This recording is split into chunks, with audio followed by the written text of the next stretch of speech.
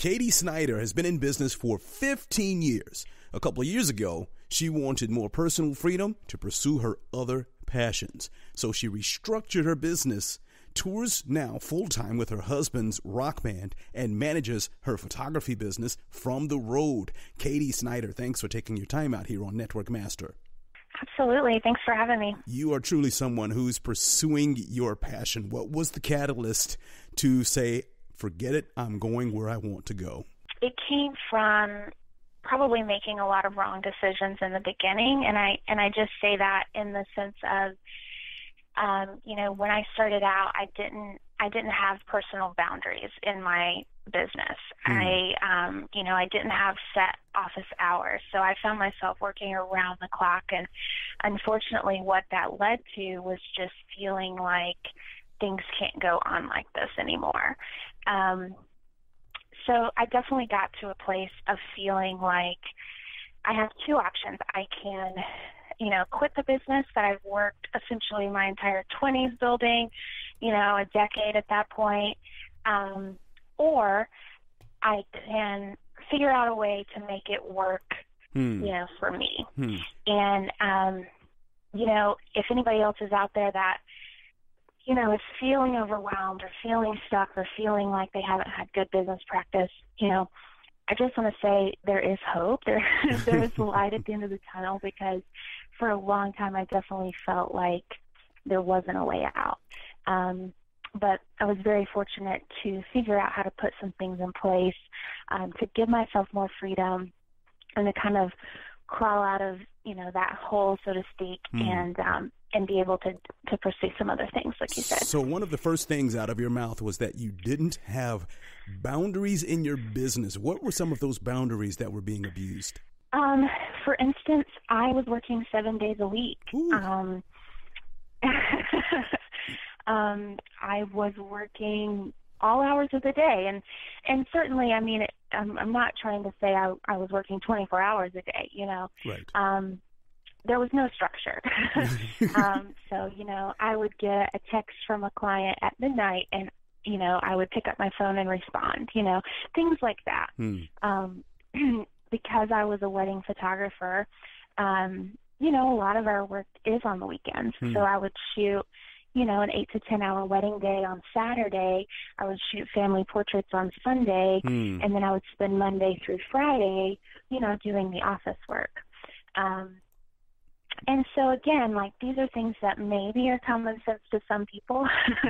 But I essentially started the business, when I was still in college, really, and really started pursuing, being full-time at around age 20, 21. So I was really just sort of working backwards from the time I started. I was, definitely hustling, trying to take every job I could get, and just didn't have anybody to kind of tell me, hey, you really need to put some boundaries in place before you get started. Gotcha. We're talking to Katie Snyder. She's been a wedding photography professional for 15 years. We're talking to her. Visit the website, networkmaster.live. There you can find all the places that the podcast is available, whether Google Play or iTunes, or just listen to it at networkmaster.live. Now, Katie, you said something that I always like. You said the magic words. You were able to go full-time in your business. Can you talk about, although you have the boundaries now, some of the disciplines you've had to create in order to be able to be full-time in business? I would say, I hear a lot of people out there, especially in my industry, so in the wedding photography industry, a lot of professionals teach about having this certain ideal client, and that, you only want to work for that person. And in my opinion, that was never what I went after. I feel like to work for yourself, you're going to have to sometimes take some jobs that maybe you don't want to take, or maybe aren't your completely ideal client.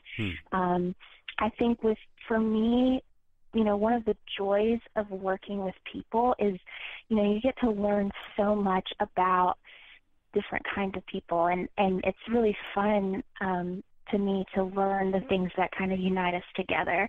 So I think, taking those jobs that might seem out of your comfort zone, or, a little out of your range of what you might have thought you wanted to do, I think have really helped me grow as a photographer, and also definitely led to, being able to be full-time. So it's possible, right, that some people who are looking for that ideal client, they're simply making excuses to be lazy, because if you've got a bill to pay and a non-ideal client comes in the office, you don't just turn them down because you know your lights are going to get cut off or something, right? Right. Yeah, that's something I've never understood, and yeah, absolutely. Okay, we're talking to Katie Snyder right here on Network Master. She has been a wedding photography professional for actually 15 plus years. Visit the website right now, networkmaster.live. Share this audio with your family, friends, and network. We've got the social share icons right there for you. So, Katie, we've talked about boundaries.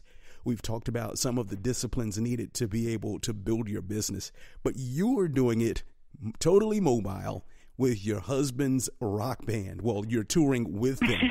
Talk about living the rock star lifestyle at night, and then during the daytime, you're just a regular entrepreneur. My husband is what he likes to call a working class musician, and so he would definitely laugh at the term rock star lifestyle. I think for him, just like, for other entrepreneurs, for him, it's all about the hustle. It's all about, working 24/7 sometimes to make things happen, and we've been very DIY with the band as well. So we're our own booking agents and management team and that sort of thing. So in our eyes, I guess it's just another business that we manage together, if that makes sense. But yeah, it's been really fun to be able to have the flexibility to travel with him. We are, the first week of October right now. He just got home for the first time since February. Wow. So had I not been able to travel with him the majority of that time, I wouldn't have been able to see him. Wow, that is amazing. Like I said, it's just like any other small business. You got to work to make money. So he's out on the road because that's what pays the bills. Which of the two would you say defines you more? Are you more of a results-oriented person or more of a detail-oriented person?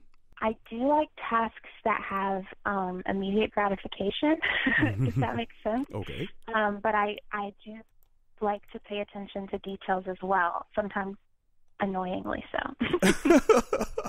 I think that'll fall to the detail category. Okay, next question.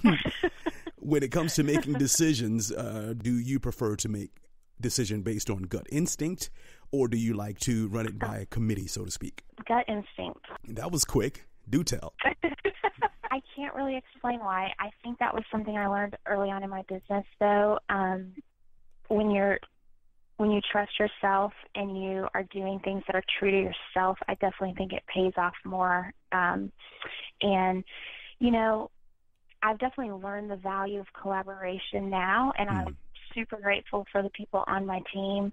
But I think, sometimes everybody's going to have a different opinion. And so I actually heard somebody say yesterday, if you're getting feedback on something, ask 3 people, because somebody might tell you something that isn't helpful at all, and if you just ask them, that's going to really hurt your project. So if you are going to get feedback, ask at least 3 people, and maybe you'll get something helpful. But for me, I just think I may ask people their opinion, but at the end of the day, I'm still going to sit on it, chew on it. It's got to feel right to me, before I do it.